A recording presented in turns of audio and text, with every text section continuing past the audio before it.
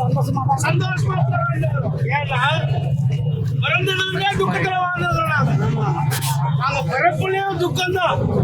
ஆனா போராட்டத்துல சந்தோஷம். ஏன்னா இந்த 13 நாள் நிம்மதியா உட்காந்து நிம்மதியா உட்காந்து என்னன்னா நிம்மதினா இந்த அரசு செவிக்காரர்களுக்கு ஓட்டு போட்டு இந்த முதல்வர் நமக்கு உண்மையாவே ஏதாவது செய்வார் என்ற 13 நாள் ஏங்கி கொண்டிருந்தோம். அன்பான மரியாதையான மாண்புமிகு தமிழக முதல்வரே, இங்க நடந்து கொண்டிருக்கின்ற 13 நாள் போராட்டம் உங்களுடைய உளவுத்துறை மூலமாகவும் பத்திரிகை வாயிலாகவும் உங்களுக்கு தெரியும் சொல்லி நாங்க நம்பணும். ஆனா உங்க அரசு என்ன பண்ணுது? பத்திரிகையில ஊடகத்தின் மூலமாக 13 நாளாக போராடி கொண்டிருக்கின்ற போராட்டம் பாமர மக்களுக்கோ தமிழக மக்களுக்கோ யாருக்கும் தெரியாத அளவுக்கு உங்க ஊடகம் ஒரு செய்தியும் போடல. ஆனால் இந்த ஏழை எளிய மக்கள் கடவுளுக்கு செய்கின்ற பணி போல இந்த தமிழகத்தை சுத்தப்படுத்திக் கொண்டிருக்கின்ற, இந்த சென்னை மாநகரத்தை சுத்தப்படுத்திக் கொண்டிருக்கின்ற என் உடன்பிறவா சகோதரிகளும் என்னை பெற்றெடுக்காத தாய்களும் 15 வருடம் 20 வருடமாக இந்த தமிழகத்தில் இருக்கின்ற தலைநகரமாக சொல்லிக் கொண்டிருக்கின்ற, வந்தாரை வாழ வைத்துக் கொண்டிருக்கின்ற இந்த சென்னையினுடைய பூர்வகுடி மக்கள் ஓட்டு போட்டு உங்களை ஒவ்வொரு அரசியும் அழகு பார்த்துனுங்கிறாங்க. இவங்க யாருக்கிட்ட வேலை செஞ்சுக்கிறாங்கன்னா 3 ஆண்டு முதல்வர்கிட்ட வேலை செஞ்சுக்கிறாங்க. 15 வருஷம் 5 வருஷத்துக்கு ஒரு முதல்வர் சொன்னா 3 முதல்வர்கிட்ட வேலை செஞ்சுக்கிற இவங்களுக்கு இவங்களுடைய கஷ்டம், இவங்களுடைய துக்கம் முதலமைச்சர் முன்னாள் முதலமைச்சராக இருந்த ஜெயலலிதா அம்மையாருக்கு தெரியும் சொன்னா, நீங்க முதல்வரே, மரியாதைக்குரிய திமுகவுடைய முதல்வரே, நீங்கள் இதே மேயரத்தான இங்கிருந்து ரிப்பன் பில்டிங்ல இங்க துப்புரவு பணியாளர்கள் எப்படி கஷ்டப்படுவார்கள் என்பது நீங்கள் மேயராக இருக்கின்ற போது தெரியுமே. ஏன் இந்த மக்களை கூப்பிட்டு நீங்க பேச்சுவார்த்தை பண்ணல?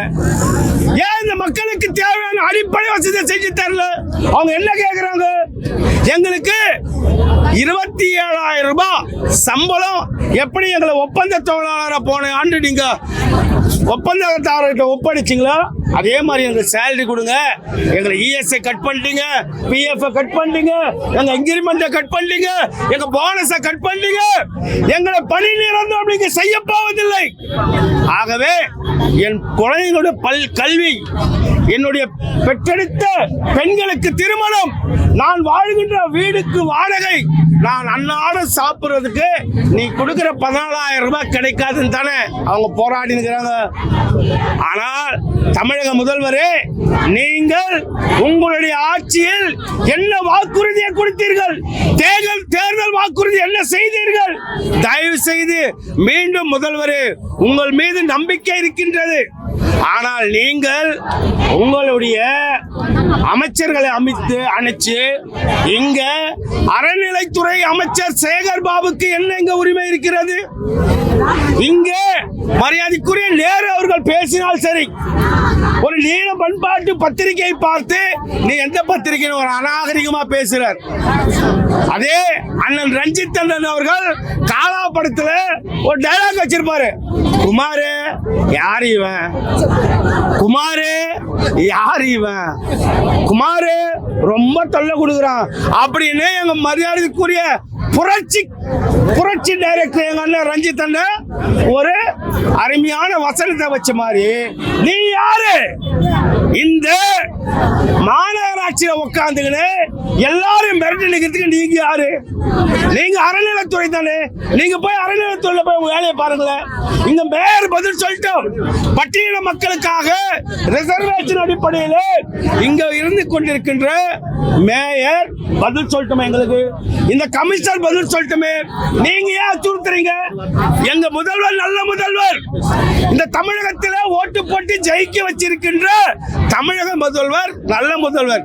ஆனால் முதல்வருடைய காதுக்கு செல்லாமல் இன்னைக்கு காவல்துறையை விட்டு உன்னுடைய செல்வாக்கை பயன்படுத்தி காவல்துறையை வைத்து 13 நாட்களாக போராடி கொண்டிருக்கின்ற மக்களை அப்புறப்படுத்துகிறீர்களே, இது என்ன நியாயம்?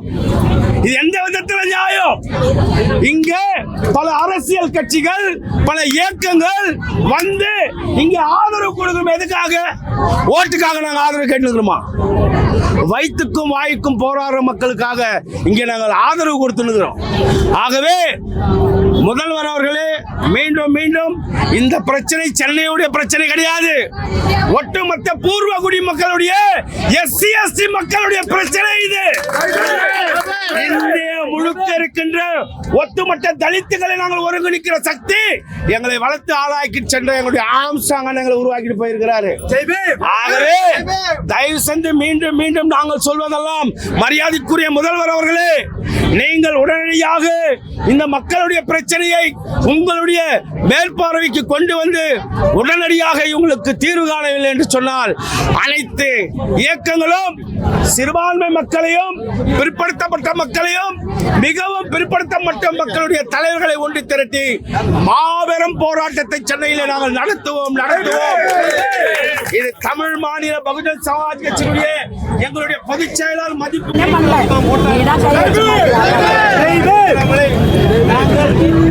காவல்துறைக்கு சொல்வதெல்லாம் நாங்கள் தயாராகிறோம். அரசு எந்த சட்டத்திட்டங்களை சொல்லுகிறதோ அதை கையாளுவது தமிழ் மாநில பகுஜன் சமாஜ் கட்சியுடைய அண்ணன் ராமசாமி எல்லாரும் நாம வந்து சட்டத்தின் மூலமாக செல்வோம். ஆகவே காவல்துறையே எங்களை எங்க கொண்டு போய் முதலில் சொல்லணும்.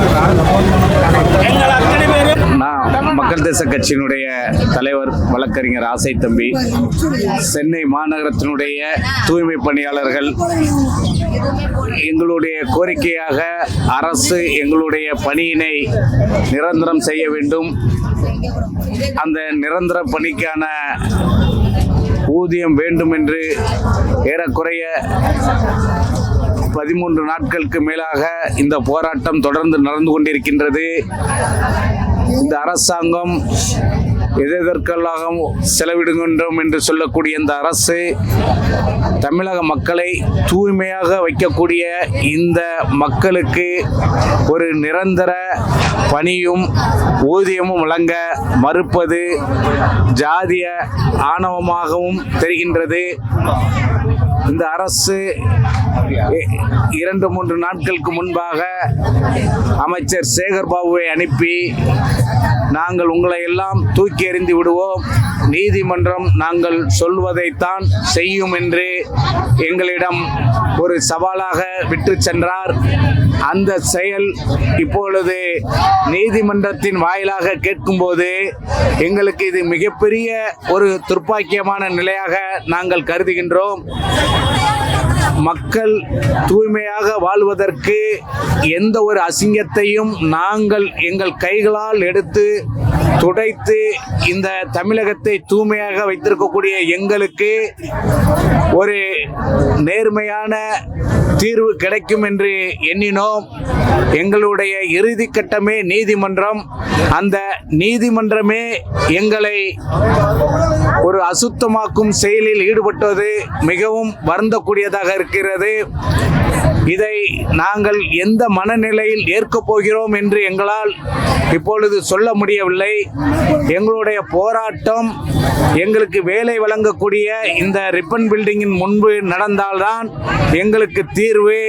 இதை விட்டுவிட்டு ஏற்கனவே சென்னை மாநகரத்திலிருந்து பட்டியலினத்து மக்களை தூக்கி எறிந்தது போல் எங்களுடைய போராட்ட களத்தை தூக்கி எறிந்தால் எங்களுடைய உணர்வுகளும் எங்களுடைய போராட்டமும் இந்த அரசுக்கும் சரி மக்களுக்கும் சரி அது சென்றடையாது என்பது எங்களுடைய கோரிக்கை. ஆகவே மீண்டும் நீதிமன்றம் எங்களுடைய போராட்டத்தினை கருத்தில் கொண்டு எங்களுக்கு அநீதி இழைக்கப்படுகின்றதோ அங்கு நாங்கள் போராடுவதற்கு உரிமை வழங்கும் என்ற நம்பிக்கையோடு நீதிமன்றத்தை நம்புகின்றோம். ஜெய்பீம். ஸோ நீங்க வழக்கறிஞராக இருக்கீங்க, ஒரு கட்சியோட தலைவராகவும் இருக்கீங்க. இவங்களுக்கு ஆதரவா என்ன பண்ணியிருக்கீங்க நீங்க உங்க கட்சி சார்பாக? நாங்க சட்ட ரீதியான போராட்டத்திற்கும் இந்த மக்களுக்கு ஆதரவாக எல்லா விதமான இவர்கள் விரும்பும் எந்த ஒரு ஆதரவு தேவையோ அதை செய்வதற்கு மக்கள் தேசம் தயாராக இருக்கின்றது. இப்போ வழக்கு தீர்ப்பு வந்துருச்சு, சாதகமா வரல, இதை நீங்க எப்படி பாக்குறீங்க? இது இப்போ ஒரு நீதிமன்றத்தின் தனிநபருடைய தீர்ப்பு. இதனை நாங்கள் மேல்முறையீடு செய்வதற்கு மக்கள் தேசமும் இந்த உரிமை போர் உழைக்கும் உரிமை இயக்கத்தினுடைய தலைவர் வழக்கறிஞர் பாரதி அவர்களுக்கு நாங்களும் உறுதுணையாக மேல்முறையீடுக்கு உறுதுணையாக இருப்போம். இப்போ தீர்ப்பு வந்துருச்சு, உங்களுக்கு சாதகமா வரல, நீங்க எப்படி பாக்குறீங்க? என்ன தீர்ப்பு வந்திருக்குது? அரெஸ்ட் பண்ண சொல்லியிருக்காங்களா? அரெஸ்ட் பண்ண சொல்லல, அரசாங்கம் என்ன சொல்லுதோ அதன்படி தான் நடக்கணும்னு சொல்லியிருக்காங்க. ஹைகோர்ட் டிசிஷன் கொடுத்துருக்காங்க, அரசாங்கம் சொல்லலை. சரிங்களா? ஹைகோர்ட் டிசிஷன் இங்கேருந்து காலி பண்ண சொல்லியிருக்காங்க. புரியுதா? இது பொதுமக்களுக்கு டிஸ்டர்பாக இருக்குதுன்னு சொல்லியிருக்காங்க. உத்தரவு மாதிரி போட்டிருக்காங்க. நீங்கள் அதிகாரப்பூர்வமாக எங்கே இருக்குதோ அங்கே போய் போராடுங்க சொல்லியிருக்காங்க. அரசாங்கம் சொல்ல ஹைகோர்ட் உத்தரவு பெரிய நாங்கள் நடந்துப்போம். எந்த ஒரு சட்டம் பாதிப்பு இல்லாமல் நாங்களே இப்போ வண்டியில் ஏறி உட்காரோம். நீங்கள் இந்த தள்ளுறது ஹீரோயிசம் பண்ணுறதுலாம் வேண்டாம். என் மக்கள் ரெடியாக இருக்காங்க இங்கே. சரியா? பஸ்ஸு குத்திங்கன்னா நாங்களே ஏறி போயிடுவோம். காவல்துறை ஹீரோ ஆகக்கூடாது, நாங்கள் போய் உட்காந்துப்போம். சரிங்களா? இப்போ இன்னும் பஸ் வரலன்னு நினைக்கிறீங்களா? பஸ் எல்லாம் ரெடியாக இருக்குதுப்பா. மேலேருந்து எங்கள் உழைப்போர் உரிமை சங்க இயக்கத்துலேருந்து எங்களுக்கு உத்தரவு வரல. வந்தவொடனே நாங்களே போய்டுவோம். ஆனால் அரசாங்கம் காலி பண்ண சொல்லிட்டாங்கல்ல. உழைப்போர் உரிமை சங்கம்ன்றது தனியார் சங்கம், உழைப்போர் உரிமை சங்கம்ன்றது தனியார் சங்கம். அவங்க சொன்னாதான் நாங்கள் போவோன்றீங்க, அரசாங்கமே போக சொல்லிட்டாங்க. அரசாங்கம் சொல்லலப்பா, ஹைகோர்ட் சொல்லியிருக்குது. புரியுதா? நீதிமன்றம் சொல்லியிருக்கு. நீங்கள் அரசாங்கம் சொல்லாதீங்க, அது வேற மாதிரி ஆகிட போகுது. சரிங்களா? ஹைகோர்ட் கொடுத்துருக்காங்க. இங்கே பொதுமக்களுக்கு பாதிப்பாக இருக்கு, இங்கே உட்காரக்கூடாதுன்னு சொல்லியிருக்கிறாங்க. எங்கள் உழைப்போர் உரிமை சங்க அண்ணன் கு பாரதி எங்கள் கூட பேச்சுவார்த்தை நடத்தி அவர் என்ன சொல்கிறாரோ அது பக்கம் நடந்துப்போம். ஸோ இன்னைக்கு நீங்கள் அதான்ப்பா, இனிதானப்பா கோட்டை நீதிமன்றத்திலேயே வந்திருக்குது. அப்போ இன்னைக்கு நீங்கள் போயிடுவீங்க எல்லாருமே? நம்ம சங்கத்துலேருந்து தகவல் வந்தால் போயிடுவோம், ஒன்றும் பிரச்சனை இல்லை. சரி. இப்போ எலெக்ஷன் வர டைமில் வந்து உங்களுக்கு சாதகமாக வரும் எல்லாரும் எக்ஸ்பெக்ட் பண்ணாங்க, பட் ஆனால் அப்படி நடக்கலை. ஏன் இந்த ஏமாற்றம்? கார்பரேட் முதலாளிகளுக்கு வேலை செய்யறதுக்கு ரெடியாக இருக்காங்க இந்த அரசு ஊழியர்கள். மக்களுக்கான அரசா இல்லை விடிய அரசானே தெரியல. நீதிமன்றம்லாம் கைவிட்டாலும் இந்த அரசாங்கம் கைவிடக்கூடாது இல்லையா? மக்களுக்கான முதல்வர், நான் முதல்வர் திட்டம் எல்லாமே அறிவிச்சிருக்கிறாரு. இந்த உழைப்போர் இந்த மக்களுக்காக இந்த துணை முதல்வர் கூட வந்து பார்க்கல, அமைச்சர் KN நேரு கூட வந்து பார்க்கல. அதுதான் ஒரு வருத்தமாக இருக்குது. இத்தனை காலமாக வேலை செஞ்சுட்டு இருக்கோம், 16 வருஷமாக வேலை செஞ்சு, மழை வெள்ளம் இந்த கோவிட் எல்லாத்தையும் பார்த்துட்டு வேலை செஞ்சுட்டு இந்த 13 நாளாக இங்கே நிர்கதியாக நின்றுட்டுருக்கோம். எந்த அமைச்சரும் வரல. மற்ற எல்லா அரசியல் கட்சி தலைவர்களும் எங்களுக்கு ஆதரவு கொடுத்துருக்காங்க. எல்லாருமே வந்துட்டாங்க, ஆனால் துணை முதலமைச்சர் இங்கே தான் இருக்காரு பின்னாடி, ஆனால் அவரே வரலன்றீங்க. துணை முதலமைச்சர் கூலி படத்துக்கு போகிறதுக்கு தான் தெரியுது. கூலி படம் ட்ரைலருக்கு பேக் சைடில் போக தெரியுது. இங்கே மக்கள் போராட்டிருக்கோம், அதை பார்க்கறதுக்கு நேரம் இல்லை. ஸ்டாலின் நிறைய நிறைய திட்டம் தான் பண்ணிட்டு இருக்காரு. இங்க உழைக்கிற மக்களை தான் வந்து பார்க்க மாட்டேன்றாரு.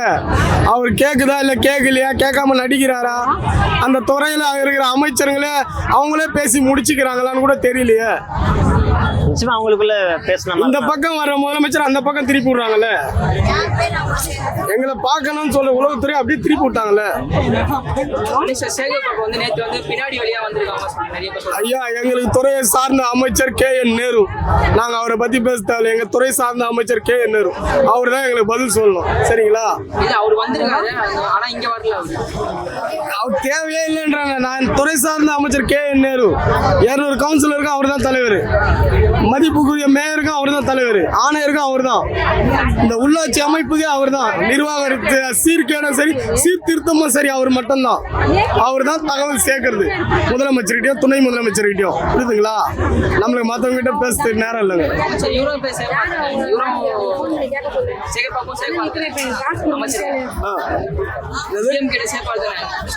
அவர் வேலையை மட்டும் பார்த்து சொல்லுங்க சார். எங்க துறைக்கு தேவையான எங்களுக்கு தேவையான அமைச்சர் யாரோ அவர் தான், KN நேரு.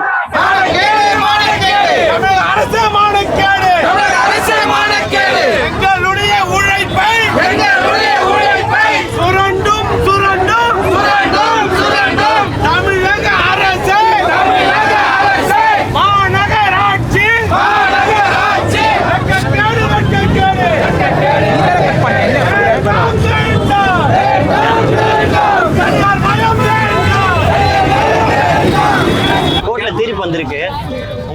இன்னும் வரல. இது நீங்க எப்படி பாக்குறீங்க? இது வந்து ஆளுங்கட்சியுடைய ஒரு அடக்குமுறையாக தான் நாம் பார்க்க முடியுது. இந்த இடத்துல வந்து மதிப்பிற்குரிய நீதி அரசர் வந்து ஒரு தீர்ப்பு கொடுத்துருக்காங்க கோர்ட் மூலியமா. இது வந்து எத்தனை பேருக்கான ஒரு நீதியாக இருக்குன்னு பார்த்தீங்கன்னா, ஒட்டுமொத்த மக்களுடைய இந்த கோரிக்கை வந்து நீதிமன்றமே செவி சாய்க்கல அப்படின்றது தான் இங்கே யோசிக்க தோணுது. ஏன்னா இவங்க எல்லாரும் பார்த்தீங்கன்னா ஒரு ஏறத்தாழ 15லேருந்து 20 ஆண்டு காலமாக உழைத்து கொண்டிருக்கிறாங்க. உழைத்து கொண்டு ஒரு 13 நாட்களாக தொடர்ச்சியாக சென்னையில், அதுவும் ஒரு மத்திய இடத்துல ஒரு சென்ட்ரலான ஒரு பிளேஸ்ல உட்காந்து ஒரு ப்ரொடெஸ்ட் பண்றாங்கன்னா, அப்போ இதுக்கு வந்து கண்டிப்பா வந்து தமிழக முதல்வரோ அல்லது துணை முதல்வரோ வந்து இவர்களுக்கான கோரிக்கைகள் என்ன, அதை எப்படி சரி செய்யணும்னு வந்து அவர்கள் வந்து இந்த இடத்துல பேசியிருக்கணும். இது வரைக்கும் அவங்க எதுவுமே பேசல. அதாவது 2006ஆம் வருடம் பார்த்தீங்கன்னா தமிழ் மாநிலத்தில், அதாவது தமிழகத்துல பகுஜன் சமாஜ் கட்சியினுடைய மாநில தலைவர், அதாவது ஆம்ஸ்ட்ராங் அண்ணன் இருக்கார் இல்லையா, அவர் இப்ப படுகொலை செய்யப்பட்டார். அவர் 2006ல் கவுன்சிலரா தேர்ந்தெடுக்கப்படும் பொழுது அப்போது இதே மாதிரி தூய்மை பணியாளர்களுக்கு பணி நிரந்தரம் கோரி ஒரு போராட்டம் கொடுக்கறாங்க. அந்த போராட்டத்துல அண்ணன் போய் பங்கெடுத்து ஒரே நாள்ல அவங்களுக்கு வந்து பணி நியமன ஆணையம் வாங்கி கொடுக்கிறாரு, 2500 பேருக்கு மேல. அது வந்து பாத்தீங்கன்னா ஒரு மாமன்ற உறுப்பினராக இருந்தே அவர் 2500 பேருக்கு ஒரு பணி நியமனத்தை வாங்கி தரும் பொழுது தமிழகத்துல ஒரு முதலமைச்சரா இருந்துட்டு இருக்காரு. அவர் வந்து அசால்ட்டா இது வந்து கண்டிப்பா அவரால் பண்ண முடியும். என்ன காரணமா இருக்கும்? இது என்ன அப்படின்னு பாத்தீங்கன்னா, இப்ப இவங்களை எல்லாரையும் வந்து ஒரு பணி நியமனம் செஞ்சுட்டா இவங்களோட சேலரி வந்து டிரெக்டா அவங்களுடைய பேங்க் அக்கௌண்ட்ல கிரெடிட் ஆயிடும். அண்ட் ஆல்சோ நம்ம வந்து இது வந்து ஒரு பிரைவேட் செக்டாருக்கு அவுட் சோர்சிங்னு நம்ம கொடுக்குறோம் அப்படின்னா, ஒரு தனியார் மயமாக்கப்படும் பொழுது அவங்க கிட்ட இருந்து நம்ம வந்து ஒரு அமௌண்ட் வந்து every month we can get from them. ஆனா இதுவே எவ்ரி மந்த் இவங்க அரசு துறைக்கு கீழே வரும்பொழுது இவங்க கிட்ட நம்ம எந்த அமௌண்ட்டும் வாங்க முடியாது. இது ஒரு மெயின் அண்ட் மேஜர் பாயிண்ட். ரெண்டாவது விஷயம், இது ஒரு பார்ப்பனிய சித்தாந்தம் இருக்கிறதா தான் நாங்க பாக்குறோம். பார்ப்பனிய சித்தாந்தம் அப்படின்னு எப்படி பாத்தீங்கன்னா, இப்ப இவங்க இருக்காங்க ஒரு தூய்மை பணியாளர். இப்ப இவங்களை வந்து ஒரு தனியார் மயமா நம்ம ஆக்கிட்டோம்னா இவங்களோட சேலரி வந்து ஆஃப் ஆஃப் தி அமௌண்டா டிக்ரீஸ் ஆயிடுது. ஸோ ஆஃப் ஆஃப் தி அமௌண்டா டிக்ரீஸ் ஆகும்போது இவங்களுக்கு ஒரு 2 பசங்க இருக்கு.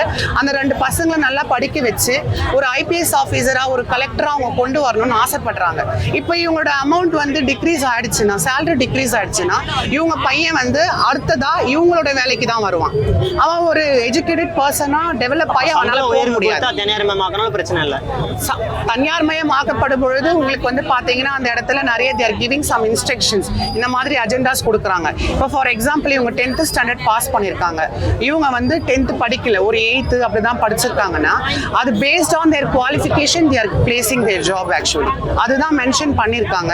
இதுல வந்து தனியார் மயம்னு சொல்லும்போது இது மாண்புமிகு முதலமைச்சர் அவர்கள் எதிர்கட்சி தலைவராக அமர்ந்திருக்கும் போது அவர் வந்து ஒரு கண்டனத்தை தெரிவிக்கிறார் இல்லையா, அப்போ தெரிவிச்சிருக்கணும்ல, தனியார் மயமா ஆக்கிடுங்க அவங்களன்னு. அப்போ தெரிவிக்காம அப்போ அவங்கள நிரந்தர பணியில நீங்க அமர்த்தணும்னு சொல்லி அவர் கண்டனத்தை தெரிவிச்சாரு. அதே மாதிரி இப்போ அறநிலையத்துறை அமைச்சர் வந்து 2-3 நாட்களுக்கு முன்னாடி வந்து ஒரு பேட்டி கொடுக்கிறாரு. ஃபர்ஸ்ட் ஆஃப் ஆல் இங்க தமிழக மக்கள் எல்லாருக்கும் ஒரு கேள்வி எழும்பணும், அறநிலையத்துறை அமைச்சருக்கு இந்த இடத்துல என்ன வேலை? அவர் வந்து கோவிலுங்களை பார்த்துக்கணும், கோவிலுங்களை மேம்படுத்துறது எப்படி, கும்பாபிஷேகம் பண்றது எப்படின்னு அதை தான் அவர் பார்க்கணும். அதை விட்டுட்டு தூய்மை பணியாளர்களுடைய போராட்டத்துல அவருக்கு வேலை கிடையாது. அதே மாதிரி பாத்தீங்கன்னா இந்த இடத்துல மேயர் பிரியா அவர்கள் வந்து ஒரு பேச்சு சொல்றாங்க. என்ன சொல்றாங்கன்னா, எங்களுடைய முதலமைச்சர் வந்து வரலாற்றிலேயே இல்லாம இந்த மக்களோட உட்காந்து டீ குடிச்சாரு, இந்த மக்கள் கூட சாப்பிட்டாரு, சகஜமா உட்காந்து பேசினாரு. அப்போ இந்த மக்களை நீங்க வந்து இன்னுமே ஒரு கீழ் மக்களா தான் நீங்க அடித்தட்டுல வச்சுதான் பார்த்துட்டு இருக்கீங்க. இதுலயே அவங்களோட ஜாதிய மனநிலை, ஒரு தீண்டாமை உணர்வு நமக்கு தெரியுது இல்லையா. இதுதான் ஆம்ஸ்ட்ராங் அடிக்கடி சொல்லுவாங்க ஒவ்வொரு மீட்டிங்லயும். உள்ள போய் நான் அவங்க கூட சகஜமா உட்காந்து சாப்பிட்டேன், அதை பெருமையா ஒரு செய்தியா வந்து சொல்லுவான். உள்ள உட்காந்து அவங்க கூட டீ குடிச்சேன், அதை செய்தியா வந்து சொல்லுவான். ஒரு ஆடு மாடு பண்ணி கூட உட்காந்து சாப்பிட்டா அது ஒரு செய்தி. சாதி பாக்குறவர் அந்த எப்படி சரிசமமா உட்காந்து சாப்பிடுவாரு, டீ குடிப்பாரு. சாதி பாக்குறவர் அந்த சரிசமா உட்காந்து சாப்பிடுறான். ஒரு தட்டுல அவங்க சாப்பிட்டு எச்சு சோறையை எடுத்து சாப்பிட்டாரு, அவங்க சாப்பிட்டு இருந்த இந்த எச்ச சோறையை எடுத்து சாப்பிட்டாரு. எல்லாம் அவங்க பக்கத்துல இதெல்லாம் வந்து ஒரு ஒரு சினிமேட்டிக்கல், அதாவது ஒரு கவர்ச்சி அரசியல்னு சொல்லுவாங்க தெரியுமா. கவர்ச்சி அரசியல்னா எப்படின்னாக்கா, ஒரு ஓட்டு வாங்குறதுக்காக ஒரு நடிகைகளை கூட்டு வந்து ஓட்டு கேட்பாங்க. அந்த மாதிரி இதுவும் ஒரு வாக்கு வங்கிகளை சேமிக்கிறதுக்காக இவங்க எடுக்கிற ஒரு ஸ்ட்ராட்டஜியா தான் நாங்க இதை பாக்குறோம். அப்படியே சமபந்தி போஜனமா உட்காந்து சாப்பிட்டவர் இன்னைக்கு அவங்களுக்கு ஒரே நாள்ல வித்தின் ஃபிராக்ஷன் ஆஃப் மினிட்ஸ்ல அவங்களுக்கு ஆர்டர் காப்பி கொடுக்கலாமே. அதையும் அவர் இன்னுமே பண்ணல. இதுல இருந்து நமக்கு தெரியலையா இவர் ஒரு தீண்டாமை மனநிலை தான்ன்றது. இப்போ கான்ட்ராக்ட் ஒர்க்கர்ஸ் எதுக்கு வச்சிருக்காங்கன்னா வந்து வருஷம் ஃபுல்லா வேலை இருக்காது, அதுக்காக தான் கான்ட்ராக்ட் ஒர்க்கர்ஸ் வச்சிருக்காங்க.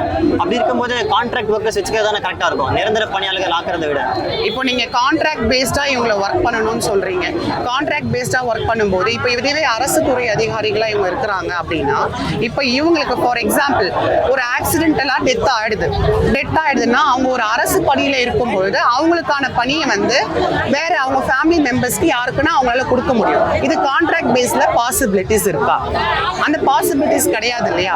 அதே மாதிரி ஒரு பிஎஃப் இஎஸ்ஐ நம்ம வந்துட்டு பார்க்கும்போது ஒரு தனியார் துறையில டிஃப்ரெண்ட் இருக்கும்.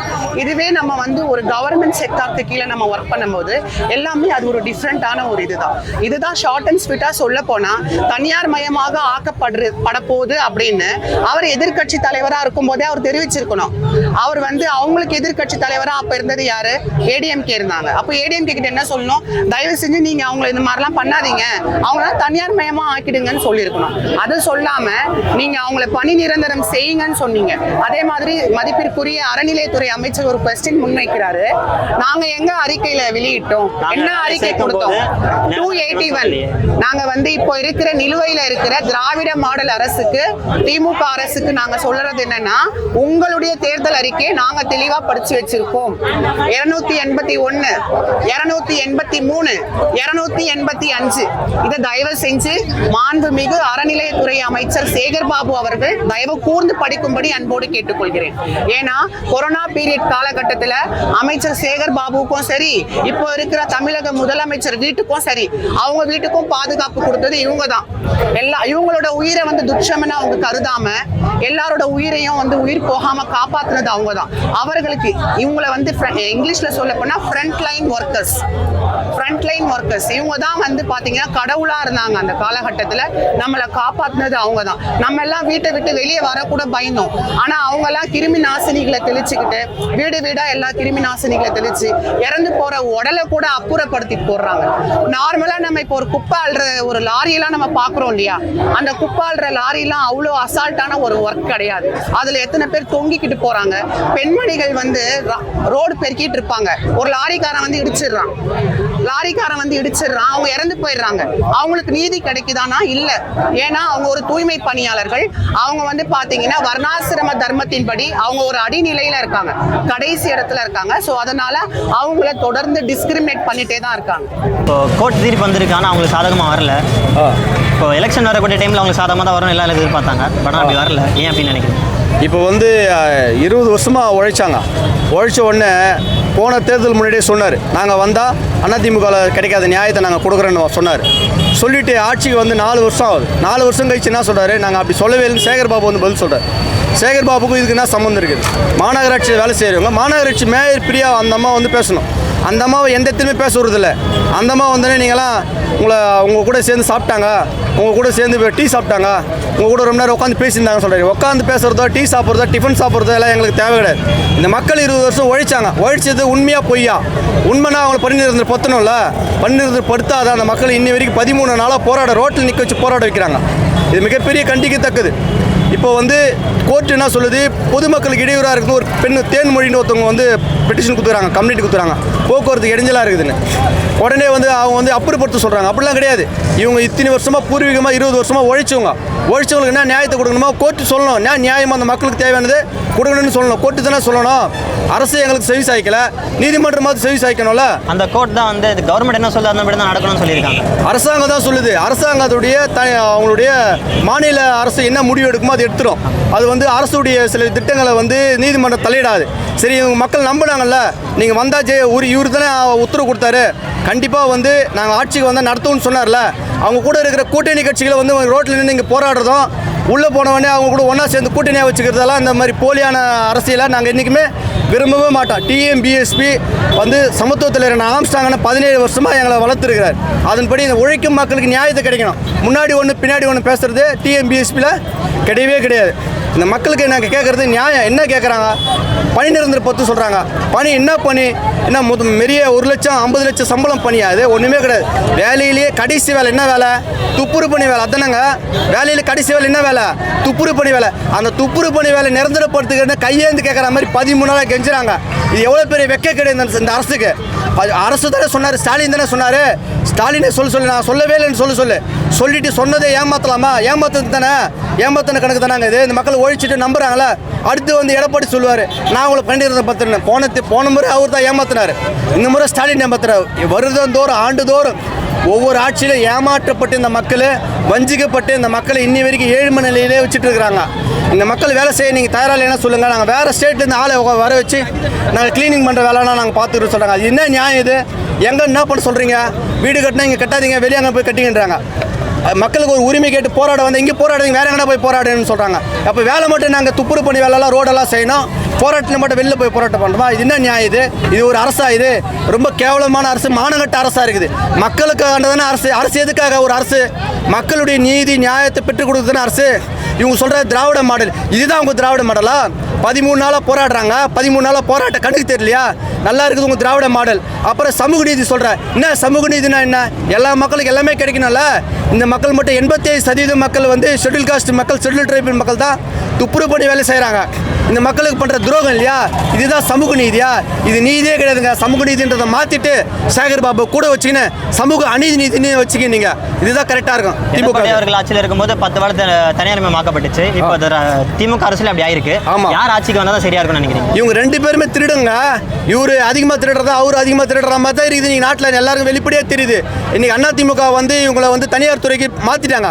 மாற்றணுன்னு ஸ்டாலின் சொன்னார், நான் வந்தவுடனே உங்களை வந்து பணி நிறுத்தம் 10ன்னு சொன்னார். அவங்க என்ன பண்ணாங்க? போன தேர்தலே வந்து அதிமுகவை நம்பினாங்க, எடப்பாடி நம்பினாங்க. இந்த தேர்தலில் ஸ்டாலினை நம்பினாங்க. நீங்கள் பாருங்கள், அடுத்த தேர்தலில் வேறு யாருன்னா ஒருத்தர் நம்புவாங்க. அதுக்கு எல்லாத்துக்கும் காரணம் இந்த திராவிட முன்னேற்ற கழகத்துக்கோ அண்ணா திராவிட முன்னேற்ற கழகத்துக்கோ கூட்டணியாக இருக்கக்கூடிய சில துரோகிகள் தான் காரணம். இந்த மக்களை வந்து அது உண்மையை புரிஞ்சுக்கணும். ஆனால் உழைக்கும் மக்களை என்றைக்குமே வயிற்றில் அடிக்கவே கூடாது. அது மிகப்பெரிய பாவம். இந்த மக்களுக்கு தேவையான நீதி நியாயத்தை அவங்களுக்கான பணி நிறுத்தத்தை பண்ணுற அந்த கோரிக்கையை நிறைவேற்றணும்னு எங்கள் டிஎம்பிசி சார்பாக நாங்கள் கேட்டுக்கிறோம். உழைப்பாளருக்கு எதனா பிரச்சனைனா ஃபர்ஸ்ட் வரக்கூடிய கம்யூனிஸ்ட் பார்ட்டி வந்து திராவிட திமுக அரசோட கூட்டணியில் இருக்கு. ஆமாம். ஆனாலுமே காலையில் முதலோட ஒரு நிகழ்ச்சியில் இருந்துட்டு ஈவினிங் வந்துட்டு தலைவர் அதாங்க. இப்போ வந்து பார்த்தீங்கன்னா ஒரு போராட்டம் வந்துச்சு, ஒரு ஆர்ப்பாட்டம் வந்துச்சுன்னா வந்துருவாங்க, வந்து கலந்து அங்கே போயிட்டு ஏதாவது உங்களால் முடிஞ்சது பண்ணுன்னு சொல்லுவாங்க. இது கிடையாதுங்க அரசு. இப்படி ஒரு கட்சி இருக்கக்கூடாது. ஒரு கட்சினா மக்களுக்காக தானே கட்சி ஆரம்பிக்கிறாங்க. கம்யூனிஸ்ட் கட்சி மக்களுக்காக உருவாக்கப்பட்டதுன்னா இங்கே மக்களோட நிற்கிறாங்களா? நின்று ஸ்டாலின் கூட்டணியில் இருக்கிறோம், உங்களுக்கு அங்கே ஆதரவு தெரிவித்து உங்களை முதலமைச்சர் ஆகிட்டோம், இந்த மக்களை போராடுறாங்க, எங்கள் கட்சி சார்ந்த நிறைய பேர் இருக்கிறாங்க, இந்த மக்களுடைய கோரிக்கை நிறைவேற்றணும். ஒரு போராட்டம் ஒரு நேரடியாக பேச கொடுக்க முடியல. அப்போ நீங்கள் வந்து மறைமுகமாக எங்களால் வந்து போராட்டிட்டு அங்கே உள்ளே போயிட்டு நாங்கள் சும்மா ஒரு ஃபார்மாலிட்டிஸ் பண்ணணும்னு சொல்கிறீங்களா? அதுதானே இதுக்கு தெரியுது. இருக்கிற நெருக்கடியால் தான் அப்படி பண்ணுறாங்கன்னு நினைக்கிறீங்களா? அதாங்க நெருக்கடி தாங்க. எதுக்காக கூட்டணி வைக்கணும்? மக்களுடைய நலனுக்காக தானே கூட்டணி வைக்கணும். நம்ம கூட்டணியை அமைச்சோம்னா இந்த சட்டத்தில் நடைமுறைப்படுத்தலாம், மக்களுக்கு தேவையானதெல்லாம் நம்ம உரிமைகளை பெற்றுக் கொடுக்கலாம். நம்மள சட்டத்தில் இருக்கக்கூடிய இந்த மக்களுக்கு ரிசர்வேஷன் முழுமையை அமல்படுத்துறது, இந்த மக்களுக்கு இருக்கக்கூடிய 12 லட்சம் ஏக்கர் நிலத்தை பஞ்சமி நிலத்தை மக்களுக்கு கொடுக்குறது, இதுக்கு எல்லாத்துக்கும் சேர்த்து தான் கூட்டணின்னு சொல்கிறாங்க. தலித் இயக்கத்தை சார்ந்த சில தலித் தலைவர்களும் வந்து கூட்டணி வைக்கிறாங்க. எதுக்காக கூட்டணி வைக்கிறாங்க? 1 சீட்டு 2 சீட்டு தான். மக்களுடைய நலனுக்காகலாம் இங்கே யாரும் கூட்டணி வைக்கல. இதுதான் அண்ணன் ஆம்ஸ்டாங் அண்ணா வாழும் காலம் வரைக்கும் சொன்னார். ஆம்ஸ்டாங் அண்ணனை மிரட்டவும் முடியல, ஆம்ஸ்டாங் அண்ணனை பணம் கொடுத்து வாங்கவும் முடியல, ஆம்ஸ்டாங் அண்ணனை வந்து சீட்டு கொடுத்து வாங்கிக்கலான்னு பார்த்தாங்க, அதான் நடக்கலை. அதனால தான் திட்டமிட்டு அண்ணனை வந்து அரசியல் படுகொலை செய்யப்பட்டாங்க. அவ்வளோதான். பார்த்திபன். நான் வந்து தமிழ் மாநில பகுஜன் சமாஜ் கட்சியில் திருவள்ளூர் மேற்கு மாவட்ட ஒரு பொறுப்பாளராக இருக்கிறேன். ஒருவேளை ஆம்ஸ்டாங் அவர்கள் வந்து உயிரோடு இருந்திருந்தா இந்த மாதிரி பிரச்சனைகள் இருந்திருக்கும். அவருங்க அப்போ 2006 2000 பேர் பணி நிறுத்தம் பற்றின ஒரு தலைவர். இன்றைக்கி இந்த மக்களை இவ்வளோ பேர் இன்றைக்கி போராட்ட காலத்தில் இருக்கிறாங்கன்னா இந்த மக்களுக்கு என்ன தேவையோ உடனே செஞ்சு கொடுத்துருப்பார். ஒரு நல்ல தலைவன் ஒரு சமூகத்துக்குள்ளே இல்லைன்னா என்ன நடக்கும்னா இதுதான் நடக்கும். 13 நாளாக போராடுறாங்க, இங்கேயே உட்காந்துன்னு போராடிட்டு இருக்கிறாங்க. மழை வெயில்னு பார்க்காத பணியில் உட்காந்து போராடிட்டு இருக்காங்க. இவங்களுக்கெல்லாம் குடும்பம் இல்லையா? குழந்தை குட்டியெல்லாம் வந்து இன்றைக்கி போராட்ட காலத்தில் இருந்து உட்காந்துச்சு. இது அரசாங்கத்துக்கு அவமானமா இல்லையா? சமத்துவ தலைவர் ஆம்ஸ்டாங் இருந்திருந்தாருன்னா இதை அழகாக வந்து கோர்ட்டு மூலியமாக கூட போயிருப்பார். மக்களுக்கு கூட போராட்ட காலத்தில் உண்மையாக நின்று இருப்பார். இன்னி வரைக்கும் எந்த ஒரு போராட்டத்திலையும் மக்களுக்காக தான் நின்று இருக்கிறார். அரசு சார்பில் யாரும் வரலீங்களா பார்க்க? அரசு சார்பில் யாரும் வரலீங்களா பார்க்க? அரசு சார்பில் வராங்க, மிரட்டுறாங்க. அரசு சார்பில்னா நீங்கள் எவ்வளோ பேர் உட்காந்துக்கிறீங்க, நீங்கள் கழிஞ்சு போங்க, உங்களுக்கு என்ன தேவை நாங்கள் செஞ்சு கொடுக்குறோம். அதுக்கப்புறம் அந்த மாதிரி பிரியாமா சொல்கிறாங்க, என்ன சொல்கிறாங்க, நீங்கள் கழிஞ்சு போயிட்டீங்களாண்ணா பணி நிரந்தரம் பத்தலாமா இல்லை வேணாவா நாங்கள் பரிசீலனை பண்ணலான்னு இருக்கிறேன்றாங்க. இது என்ன வார்த்தை இது? இதெல்லாம் வந்து ஏற்றுக்கிற மாதிரி கிடையாது. இத்தனை வருஷம் உழைச்சோம் நாங்கள் இத்தனை வருஷமாக 50 வருஷமாக குடும்பம் குத்தனை இருக்கிற அந்த வீட்டையே அப்புறப்படுத்திட்டாங்க. இப்போ வேலை செஞ்சுட்டு இருக்கிறாங்க, இதையும் பண்ணி பத்த மாட்டேன்றாங்க. அப்போ இந்த மக்களுக்காக என்ன கொடுக்கும்? இது ஒரு அரசா? இது ஒரு மாரி ஒரு மானங்கட்ட அரசை நாங்கள் பார்த்ததே கிடையாது. அதிமுகவில் கூட இதுமாரி துரோகம் நடக்குதுன்னு பார்த்தா திமுக வந்து அதோட பெரிய துரோகம்லாம் நடக்குது இங்கே மக்களுக்கு. அந்நியார் தலைமையில் தமிழ் மாநில பகுஜன் சமாஜ் கட்சியை நாங்கள் உருவாக்கி முதல் முறையாக அந்நியார் வந்து இந்த மக்களுடைய போராட்டத்தில் நம்ம பங்கு எடுத்துக்கணும், உண்ணாவிரதம் இருக்கணும்னு சொல்லிட்டு இங்கே இருக்கிறாங்க. மக்களுக்காக இருப்பாங்க. கைது செய்யணும்னு சொன்னோன்னே மக்கள் கைது பண்ணாங்களா, நானும் கைது ஆகிறேன்னு சொல்லக்கூடிய ஒரு தலைவர் எங்களுடைய திருமதி ஆம்ஸ்டாங் அவர்கள் வந்து மாநில பொதுச் செயலராக இருக்கிறாங்க. அவங்க வந்து இங்கே போராட்ட காலத்தில் உட்காந்துருக்கிறாங்க. எந்த அரசியல் கட்சி முன்னாடி ஒன்று பின்னாடி ஒன்று இருக்கிற காலகட்டத்தில் இங்கே ஒரே இதுதான், 2 தலை 2 வார்த்தைலாம் கிடையாது. ஒரே வார்த்தை, ஒரே கொள்கை, ஒரே கோட்பாடு. இந்த மக்களுக்காக தான் கட்சி உருவாக்கி இருக்கிறோம் நாங்கள்.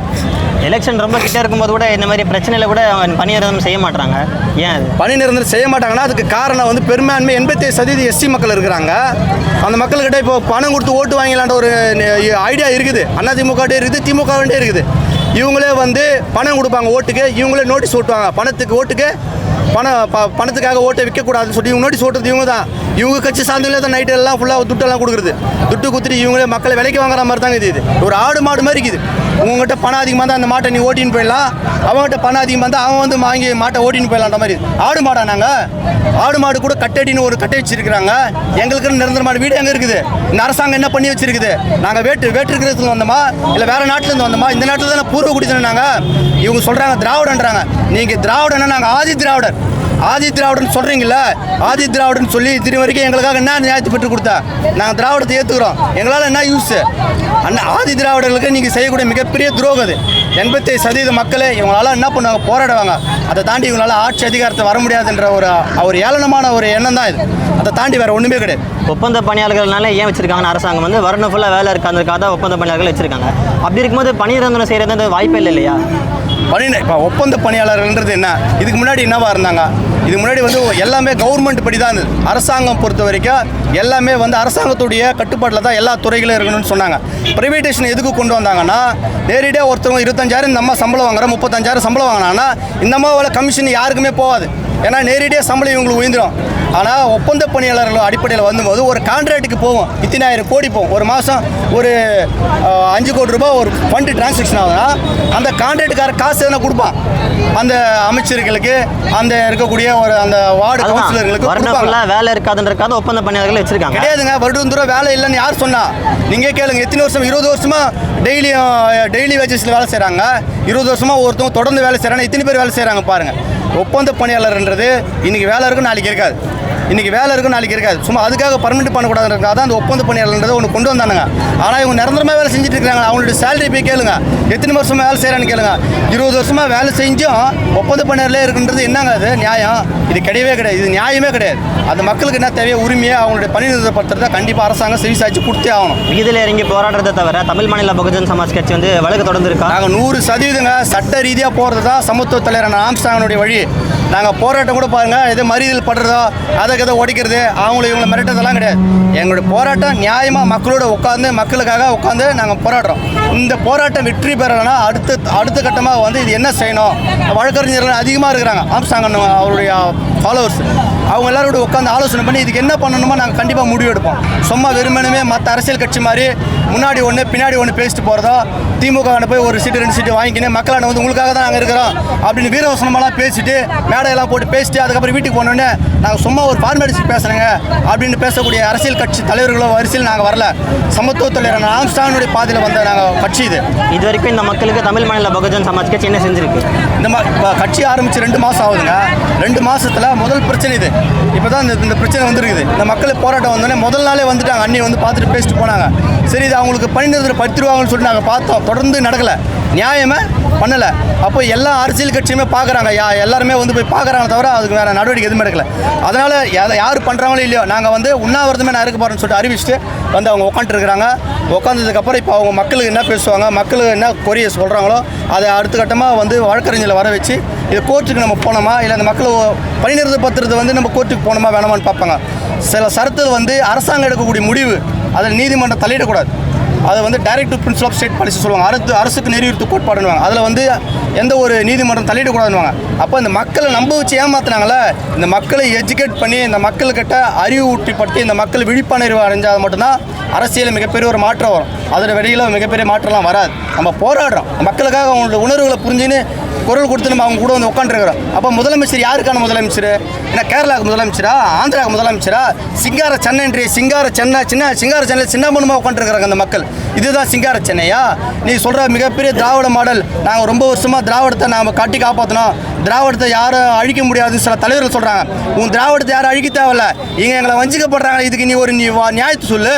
நீங்கள் வந்து போராடிட்டு யாரும் போகக்கூடாது. முதலமைச்சர்கிட்ட நேரடியாக வந்து இது பணி நிரந்தரப்படுத்தக்கூடிய கோரிக்கையை வச்சு கூட்டணி வைங்க. மானங்கிட்ட 4 சீட்டு 3 சீட்டு கூட்டணி வாங்கி வச்சுன்னு மக்களுக்கு துரோகம் பண்ணக்கூடிய கூட்டணிலாம் இனிமேல் யாரும் எந்த அரசியல் தலைவர்களும் வைக்காதீங்க. உண்மையாக இருங்க. நன்றி. ஜெய் பீம். இந்திய அளவில் பட்டியல் எடுத்து பார்த்தா தமிழ் மாநில முதல்வர் தான் வந்து முதலிடத்தில் இருக்காரு. ஆமாம், இப்போ இங்கே பார்த்தீங்கன்னா திராவிட மாடல், சமூக நீதி, நாங்கள் எல்லா மக்களுக்கும் எல்லாமே கொடுக்குறோம், எல்லாருக்குமே வந்து அந்த வீடுகளாக கட்டி கொடுக்குறோம், எல்லாருக்கும் எல்லாமே கொடுக்குறோன்னு சொல்கிறாங்க. எல்லாமே நீங்கள் கொடுத்து இந்த மக்கள் ஏன் ஒன்று ஏழ்மையாக இருக்கிறாங்க? என்ன காரணம்? எங்கே பார்த்தாலும் வந்து அந்த ஆணவ படுகொலை நடக்குது. ஆணவ படுகொலைக்கு என்ன காரணம்? இங்கே பாருங்கள், திராவிடத்தை நாங்கள் ஏற்றுக்கணும், தந்தை பெரியார் ஏற்றுக்கணும், நாங்கள் எல்லாருமே எல்லா கட்சியிலும் இருக்கிறாங்க. இந்த மக்கள் பெரும்பான்மை 85% இந்த துப்புரவு பணி வேலை செய்யக்கூடிய எஸ்சி மக்கள் எல்லா கட்சியிலும் நாங்கள் இருக்கிறோம். ஆனால் நாங்கள் பெரியார் ஏற்றுக்கணும். பாபா சாஹேப் அம்பேத்கரை அவங்க திராவிடர் சொல்கிறவங்க ஏற்றுக்கினாங்களா? பாபா சாஹேப் அம்பேத்கர் புறக்கணிக்கிறாங்க. அவர் சும்மா பேசுவார், மேடைக்கு நான் கூட மேடைக்கு பேசுகிறோம், அதெல்லாம் கிடையாது. பாபா சாஹேப் அம்பேத்கரை மாற்று சமூகம் பிற்படுத்தப்பட்ட மக்கள் ஏற்றுக்கினாங்களா? இன்னும் இருக்கிற சேகர் பாபு ஏற்றுக்கினாரா? இன்னைக்கு இருக்கிற ஸ்டாலின் ஏற்றுக்கினாரா? இருக்கக்கூடிய அமைச்சர் நேரு முதற்கொண்டு யாருன்னா ஏற்றுக்கணும்? பாபா சாஹேப் அம்பேத்கர் ஏற்றுக்கணுங்களா? அதெல்லாம் ஒன்று பாராளுமன்றத்தில் சும்மா ஒரு போராட்டத்துக்காக ஒரு பிரிண்ட் ஒன்று எடுத்து வச்சு டாக்டர் அம்பேத்கருக்காக நாங்கள் நிற்கிறோம்னு சொன்னாங்க. அதெல்லாம் சும்மா வெற்று நாடகம் தான். அப்போ தொடர்ந்து படுகொலைகள், ஆணவ படுகொலை நடக்கிறதுக்கு காரணம் என்ன? ஜாதி வெறி இவங்களே தான் தூண்டி விடுறது. இவங்க தான் காரணம். ஃபோட்டோ வச்சிருக்கிறதெல்லாம் வாக்கு வங்கிக்காக தான். வாக்கு வங்கிக்காக தான், வேற என்ன? பாபா சாஹேப் அம்பேத்கரோட கொள்கையை சட்டத்தில் இருக்குது. நீங்கள் பாபா சாஹேப் ஃபோட்டோ வச்சுக்க தேவையில்ல. சட்டத்தில் டாக்டர் அம்பேத்கர் சொன்ன சட்டத்தை இந்த மக்களுக்கான உரிமைகளை கொடுங்க. அதை எதுவும் கொடுக்க மாட்டீங்களே. நிலம் இல்லாத மக்களுக்கு நிலம் கொடுங்க, தொழில் இல்லாத மக்களுக்கு தொழில் செஞ்சு கொடுங்க, வேலை இல்லாத மக்களுக்கு இது மாதிரி வேலை இல்லாத மக்களுக்கு வேலையை அரசாங்கம் பண்ணி கொடுங்க. எல்லாத்தையும் ப்ரைவேட் கொண்டு வந்துட்டு எல்லா ப்ரைவேட்டுக்காரனுக்கு காசு கொடுத்துட்டு காசு வாங்கிக்கின்னு அவங்கள கூடவே வச்சுக்கின்னு ஒரு நடத்துறக்கூடிய ஒரு அரசு எதுக்கு ஒரு அரசாங்கம்? எல்லாத்தையும் தனியார் மயப்படுத்துறதுக்கு எதுக்கு ஒரு அரசு? அரசுன்றதை மாற்றிட்டு தனியார்னு போட்டு ஒரு அரசாங்கம் நடத்த சொல்லுங்கள். அதுதான் கரெக்டாக இருக்கும். நன்றி. ஜெய் பீம்.